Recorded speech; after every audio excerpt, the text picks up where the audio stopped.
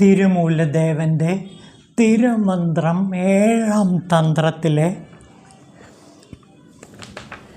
ആദിത്യ നിലയിലെ ചില ഭാഗങ്ങളിലേക്ക് നമുക്ക് പ്രവേശിക്കാം.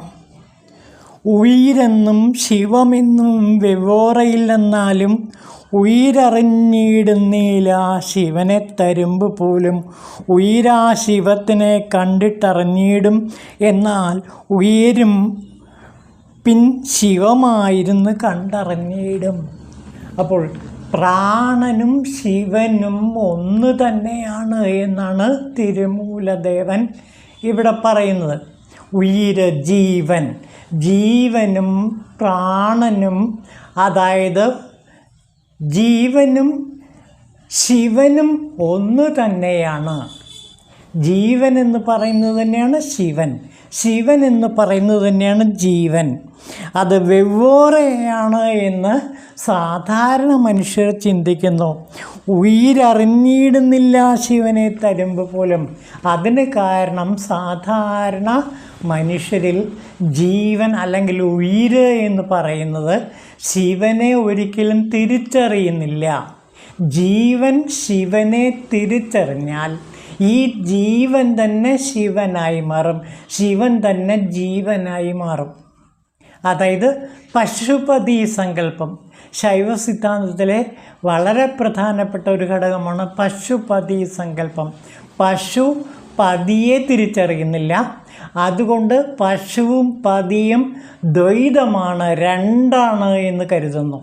എന്നാൽ പശു പതിയെ തിരിച്ചറിഞ്ഞാൽ, അതായത് ജീവൻ ശിവനെ തിരിച്ചറിഞ്ഞാൽ ജീവനും ശിവനും ഒന്ന് തന്നെയാണ് എന്ന് മനസ്സിലാക്കും. ഉയിര് പിൻ ശിവമായിരുന്നു കണ്ടറിഞ്ഞിടും, അതായത് പശു പതിയിൽ ലയിക്കും. അപ്പോൾ ഇവിടെ ശൈവ സിദ്ധാന്തത്തിലെ വളരെ പ്രധാനപ്പെട്ട ഒരു കാര്യത്തെക്കുറിച്ചിട്ടാണ് തിരുമൂലദേവൻ പറയുന്നത്. പശുവും പതിയും രണ്ടാണെന്ന് അറിവില്ലാത്തവർ കരുതുന്നു. പശു, അതായത് ജീവൻ, മനുഷ്യനിലെ ജീവൻ ശിവനെ തിരിച്ചറിഞ്ഞാൽ ഈ ശിവൻ തന്നെയാണ് ജീവൻ, അഥവാ ജീവൻ തന്നെയാണ് ശിവൻ എന്ന് മനസ്സിലാകും. അതായത് ജീവൻ പശു പതിയിൽ ലയിച്ചു ചേരും, അങ്ങനെ പശുപതിയായി മാറും. അതായത് ജീവൻ പശു എന്ന് പറയുന്ന ആ ഘടകം ശിവനായി മാറുന്ന കാഴ്ച നാം ഇവിടെ കാണുന്നു, പശുപതിയായി മാറുന്ന അവസ്ഥ. അപ്പോൾ ഒരു സാധാരണ മനുഷ്യനിലെ ജീവൻ പതിയെ തിരിച്ചറിഞ്ഞു കഴിഞ്ഞാൽ പിന്നെ അയാൾ പതിയാണ്, ശിവനാണ്.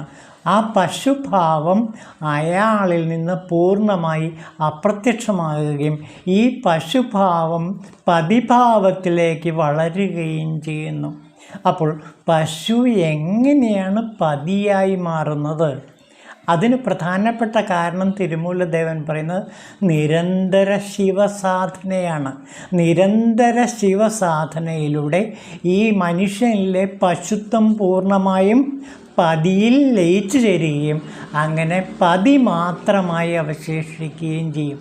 ഏകമേവം അദ്വിതീയം, ആ ഒന്ന് മാത്രമാണ് സത്യം എന്ന അവസ്ഥയിലേക്ക് എത്തിച്ചേരും. ഇനി നോക്കൂ, അറിവിൽ അജ്ഞാനം മാറ്റും അവനെ, പിന്നിന്ദ്രിയത്തിൽ നെറുകേടൊഴിഞ്ഞു താനേ തൻ ശിവനെന്നിരിക്കും.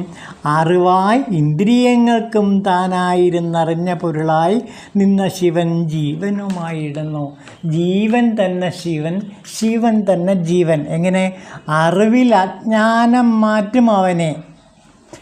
അറിവ് കൊണ്ട് അജ്ഞാനത്തെ മുഴുവൻ മാറ്റാൻ കഴിയും.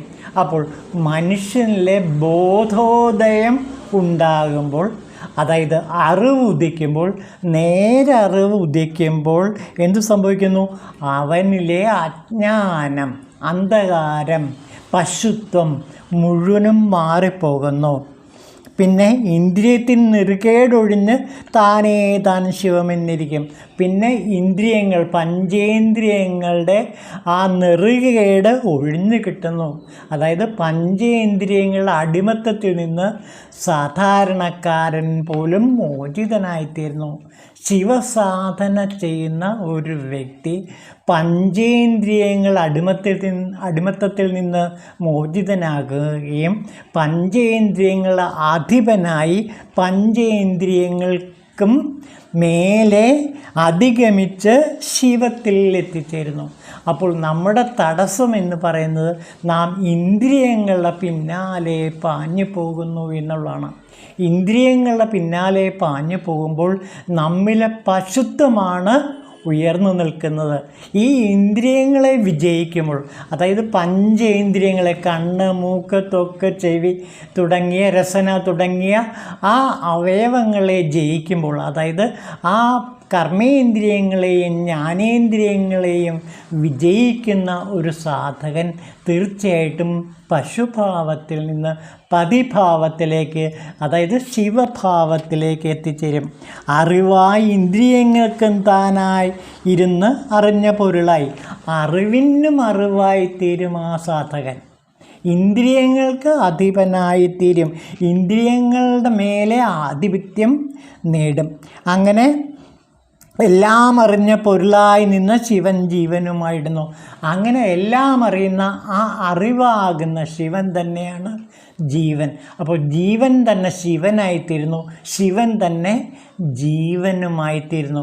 അപ്പോൾ പശു എന്ന് പറയുന്നതും പതി എന്ന് പറയുന്നതും ഒന്ന് തന്നെയാണ്.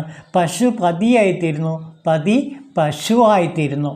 അങ്ങനെ പതിയും പശുവും ഒന്നായി പതിഭാവം മാത്രം ഒരു സാധകനിൽ നിറഞ്ഞു നിൽക്കുന്നു. അപ്പോൾ ജീവൻ ശിവനായി മാറുന്നു, ശിവൻ ജീവനായി മാറുന്ന കാഴ്ച നാം ഇവിടെ കഴിയുന്നുണ്ട്. ഇനി നോക്കൂ, വാഴുന്നുണ്ട് 5 സിംഹം കാനനത്തിങ്കൽ 5 മേയാൻ പുറത്തു പോവും തന്നിടം മടങ്ങിയിടും പഞ്ചാനനന്ന് കാണും പല്ലും നഖങ്ങളുമെല്ലാം നഞ്ചെന്ന് അറിഞ്ഞിടിലാൽ ഈശനെ പ്രാപിച്ചിടാം. ഈ പഞ്ചേന്ദ്രിയങ്ങൾ എന്ന് പറയുന്നത് പഞ്ചാനനാണ്, അതായത് സിംഹമാണ്. പഞ്ചേന്ദ്രിയങ്ങൾ ഒരു സിംഹത്തെ പോലെ അലറിപ്പാഞ്ഞ് ഹിംസ ചെയ്ത് നടക്കുന്നു. അതിൻ്റെ പല്ലും നഖങ്ങളുമെല്ലാം നഞ്ചെന്നറിയുക, നഞ്ച് വിഷം. അപ്പോൾ സിംഹത്തിൻ്റെ പല്ലുകളും നഖങ്ങളും വിഷമാണ് എന്നറിയുക. അതായത് പഞ്ചേന്ദ്രിയങ്ങൾ നമുക്ക് നൽകുന്നത് വിഷമാണ്. ആ വിഷത്തെ ഇല്ലാതാക്കുക, അതായത് പഞ്ചേന്ദ്രിയങ്ങളുടെ ആധിപത്യം, പഞ്ചേന്ദ്രിയങ്ങളാകുന്ന സിംഹത്തെ പരാജയപ്പെടുത്തി ആ സിംഹത്തിൻ്റെ ആധിപത്യം നേടുക, അതിൻ്റെ പല്ലും നഖവും കൊഴിച്ച് കളയുക. ഈ പല്ലും നഖവും എന്താണ്? ഇന്ദ്രിയ സുഖങ്ങളാണ്. അതിൻ്റെ പല്ലും നഖവും കൊഴിച്ച് കളയുമ്പോൾ, അതിൻ്റെ നഞ്ചിനെ ഇല്ലാതാക്കുമ്പോൾ, സിംഹത്തിൻ്റെ പല്ലും നഖവും കൊഴിഞ്ഞു പോയാൽ പിന്നെ അതുകൊണ്ട് ഒരിക്കലും സിംഹത്തിന് ദുഷ്പ്രവർത്തികളോ അല്ലെങ്കിൽ ഹിംസയോ ചെയ്യാൻ പറ്റില്ല. അതുകൊണ്ട് പഞ്ചേന്ദ്രിയങ്ങളെ പല്ലിനെയും നഖത്തെയും ഇല്ലാതാക്കുക. അതിനർത്ഥം പഞ്ചേന്ദ്രിയങ്ങളെ കീഴ്പ്പെടുത്തുക, പഞ്ചേന്ദ്രിയങ്ങളുടെ മേലെ ആധിപത്യം ചെലുത്തുക. പഞ്ചേന്ദ്രിയങ്ങൾ നമുക്ക് നൽകുന്നത് നഞ്ചാണ്, വിഷമാണ്. അപ്പോൾ ഇവിടെ പല ഉപനിഷത്തുകളിലും പറയുന്നുണ്ട്, ആ പഞ്ചേന്ദ്രിയങ്ങൾ നൽകുന്ന വിഷമാണ്. വിഷത്തെ വിഷം പോലെ വിഷയസുഖങ്ങളെ ഒഴിവാക്കുക എന്നാണ് പലപ്പോഴും അഷ്ടാവക്രഗീതയിൽ പോലും പറയുന്നത്. അഷ്ടാവക്രഗീത എന്ന് പറഞ്ഞാൽ വളരെ ശ്രദ്ധേയമായൊരു ഗീതയുണ്ട്. അതിൽ പറയുന്നത് ഈ പഞ്ചേന്ദ്രിയ വിഷയങ്ങൾ വിഷങ്ങളാണ്. അതുകൊണ്ട് വിഷങ്ങളെ വിഷങ്ങളെന്ന് കരുതി ത്യജിക്കുക എന്നാണ് പറയുന്നത്. വിഷയങ്ങളെപ്പോഴും വിഷമാണ് നമുക്ക് നൽകുന്നത്. ആ വിഷത്തെ ഇല്ലാതാക്കുക, ആ വിഷത്തെ നശിപ്പിക്കുക. പഞ്ചേന്ദ്രിയങ്ങളുടെ പല്ലിനെയും നഖത്തെയും കൊഴിച്ച് കളയുക. അതായത് പഞ്ചേന്ദ്രിയങ്ങൾ നമുക്ക് നൽകുന്ന ഹിംസാ വിഷയങ്ങളെ ഒഴിവാക്കുക, ഇല്ലാതാക്കുക. പഞ്ചേന്ദ്രിയ സുഖങ്ങളുടെ പിന്നാലെ പാഞ്ഞുപോയി ആസക്തി കൊണ്ട് സംസാരമാകുന്ന സാഗരത്തിൽ കിടന്ന് നട്ടം തിരിയാതിരിക്കുക. പഞ്ചേന്ദ്രിയങ്ങളുടെ മേലെ ആധിപത്യം ചെലുത്തുക.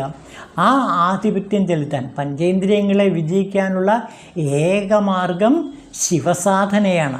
പല മാർഗങ്ങളും ഉണ്ടാകാം, പക്ഷേ അതിലേറ്റവും എളുപ്പവും ഏറ്റവും നമുക്ക് ഗുണം ചെയ്യുന്നതുമായ മാർഗം ശിവമാർഗമാണ്. ശിവം മംഗളമാണ്. മംഗളമാർഗമായ ഈ ശിവസാധനയിലൂടെ തന്നെ പഞ്ചേന്ദ്രിയങ്ങളെ നമുക്ക് നിയന്ത്രിക്കാൻ പറ്റും. അതാണ് പഞ്ചാക്ഷര മഹിമ. ഓം നമഃശിവായയുടെ മഹിമ അതാണ്. പഞ്ചേന്ദ്രിയങ്ങളെ നിയന്ത്രിക്കാൻ ഈ പഞ്ചാക്ഷര സാധനയ്ക്ക് കഴിയും. നമഃശിവായ മന്ത്രത്തിന് ഈ അത്ഭുതകരമായ കഴിവുണ്ട്. ആ അത്ഭുതകരമായ കഴിവ് അപ്പരുടെ കവിതകളിൽ നമുക്ക് നന്നായിട്ട് കാണാൻ കഴിയും. പഞ്ചാക്ഷരങ്ങൾ ജപിച്ചുകൊണ്ട് തന്നെ അപകടങ്ങളിൽ നിന്ന് രക്ഷപ്പെട്ട അനേകം സംഭവങ്ങൾ അപ്പർ തൻ്റെ കവിതകളിൽ, തൻ്റെ പാടലുകളിൽ, തൻ്റെ തേവാരങ്ങളിൽ വിവരിക്കുന്നുണ്ട്. അപ്പോൾ അപ്പരുടെ കവിത പഠിക്കുന്ന ഒരാൾക്ക് എങ്ങനെയാണ് പഞ്ചാക്ഷര സാധന പഞ്ചേന്ദ്രിയങ്ങളെ നശിപ്പിക്കുന്നത്, പഞ്ചേന്ദ്രിയങ്ങളുടെ വിഷയസുഖങ്ങളെ, പല്ലിനെയും നഖത്തെയും എങ്ങനെയാണ് കൊഴിച്ച് കളയുന്നത്, തല്ലിക്കളയുന്നത് എന്ന് വ്യക്തമാക്കുന്നുണ്ട്. അപ്പോൾ പഞ്ചേന്ദ്രിയങ്ങളെ അതിൻ്റെ ആധിപത്യത്തെ ഇല്ലാതാക്കാൻ നമുക്ക് പഞ്ചാക്ഷര സാധന തന്നെ വളരെ ഉപകരിക്കും എന്നാണ് തിരുവാചകത്തിലും അതേപോലെ അപ്പരുടെയും സംബന്ധരുടെയും മറ്റും കവിതകളിലും നാം പഠിക്കുന്നത്. ഇതുതന്നെയാണ് ഭഗവത്ഗീതയിലും പറയുന്നത്. ഭഗവത്ഗീതയിൽ ഒരു ഭാഗമുണ്ട്, ധ്യാനയോഗം, 6-ാമത്തെ അധ്യായം. അതിൽ ഇതാ നോക്കൂ, ഇന്ദ്രിയ വിഷയങ്ങൾ അവയ്ക്ക് വേണ്ടിയുള്ള പ്രവൃത്തികളിലും ഒട്ടും ആസക്തിയില്ലാതാവുമ്പോൾ സർവസങ്കല്പങ്ങളെയും ഉപേക്ഷിച്ച് അയാളെ യോഗാരൂഢനെന്ന് പറയുന്നു.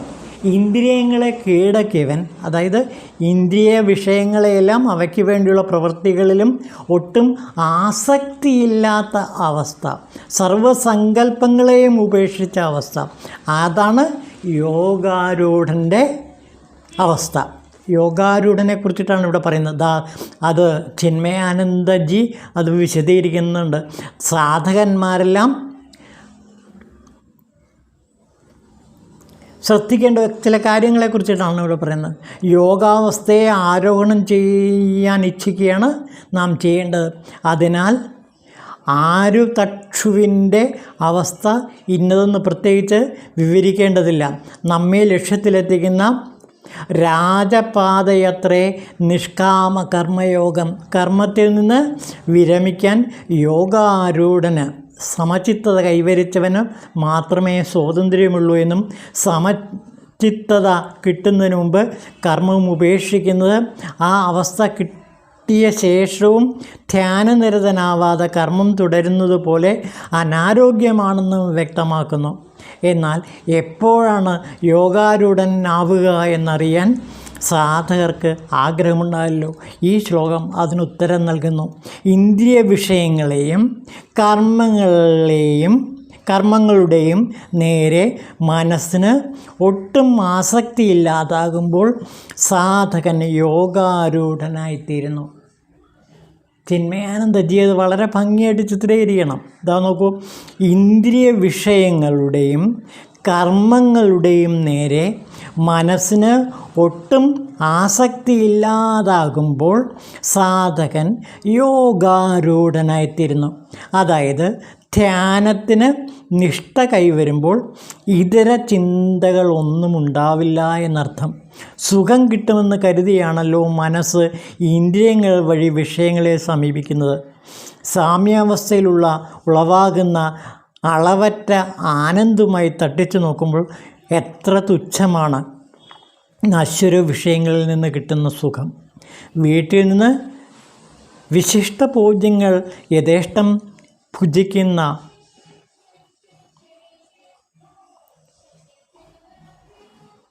വളർത്തുനായ കുപ്പത്തൊട്ടിയിലെ എച്ചിലില്ല നക്കാൻ പോവില്ലല്ലോ.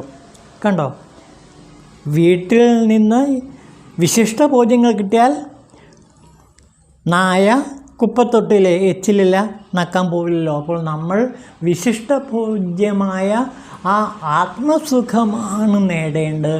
ആത്മസുഖം നേടിക്കഴിയുമ്പോൾ പിന്നെ വിഷയസുഖങ്ങൾ വളരെ തുച്ഛമാണ് എന്ന് മനസ്സിലാക്കുന്നു. വിഷയസുഖങ്ങളിൽ കൊതിയും സ്വോത്തകർമ്മങ്ങളിൽ താല്പര്യവും ഒട്ടുമില്ലാത്ത മനസ്സ് പൂർണ്ണമായും ആത്മധ്യാനത്തിൽ മുഴുകുന്നു എന്നാണ് ചിന്മയാനന്ദജി ഈ ശ്ലോകം വ്യാഖ്യാനിച്ചുകൊണ്ട് ഭഗവത്ഗീതയിൽ പറയുന്നത്. അപ്പോൾ ഇന്ദ്രിയ സുഖങ്ങളുടെ പിന്നാലെ പാഞ്ഞു പോകാതെ, വിഷയസുഖങ്ങളുടെ പിന്നാലെ പാഞ്ഞു പോകാതെ ആ ഇന്ദ്രിയങ്ങളുടെ മേൽ ആധിപത്യം ചെലുത്തുക. അതിനോട് ഇന്ദ്രിയ സുഖങ്ങളോടൊട്ടും ആസക്തിയില്ലാതായി തീരുക. കാരണം ആത്മസുഖം കിട്ടിക്കഴിഞ്ഞാൽ മറ്റെല്ലാ സുഖങ്ങളും ഇന്ദ്രിയ സുഖങ്ങളും വളരെ നിസ്സാരമാണ് എന്ന് സാധകന് പെട്ടെന്ന് ബോധ്യപ്പെടുക തന്നെ ചെയ്യും. ഇതാണ് തിരുമൂലദേവൻ ഇവിടെ പറയുന്നത്. ഞാൻ അതൊന്നുകൂടെ വായിക്കാം. വാടുന്നുണ്ട് 5 സിംഹം, അതായത് പഞ്ചേന്ദ്രിയങ്ങൾ, കാനനത്തിങ്കൽ 5ഉം മേയാൻ പുറത്തു പോവും തന്നിടം മടങ്ങിയിടും. നമ്മുടെ വിഷയങ്ങൾ എപ്പോഴും പുറത്തേക്കാണ് പ്രവഹിക്കുന്നത്. അതിനെ അകത്തേക്ക് പിൻവലിക്കുക. വിഷയസുഖങ്ങളെ ബാഹ്യസുഖങ്ങളിലേക്ക് വിടാതെ ആന്തരികമായ ആത്മസുഖത്തിലേക്ക് കൊണ്ടെത്തിക്കുക. അങ്ങനെ വരുമ്പോൾ പഞ്ചാനൻ്റെ പല്ലും നഖങ്ങളും കൊഴിഞ്ഞു പോകും. അത് നഞ്ചെന്നറിഞ്ഞ് ഈശനെ പ്രാപിക്കാൻ, ശിവനെ പ്രാപിക്കാൻ കഴിയും. ഇതാണ് തിരുമൂലദേവൻ പറയുന്നത്. നമ്മുടെ പഞ്ചേന്ദ്രിയങ്ങൾ എപ്പോഴും പുറത്തേക്ക് പാഞ്ഞുകൊണ്ടിരിക്കുകയാണ്. ആ പുറത്തേക്കുള്ള പാച്ചിലിനെ തടഞ്ഞു നിർത്തി ആ പഞ്ചേന്ദ്രിയങ്ങളെ അതിൻ്റെ ഉത്ഭവസ്ഥാനമായ അകത്തേക്ക്, ഉള്ളിലേക്ക് പിൻവലിക്കുക.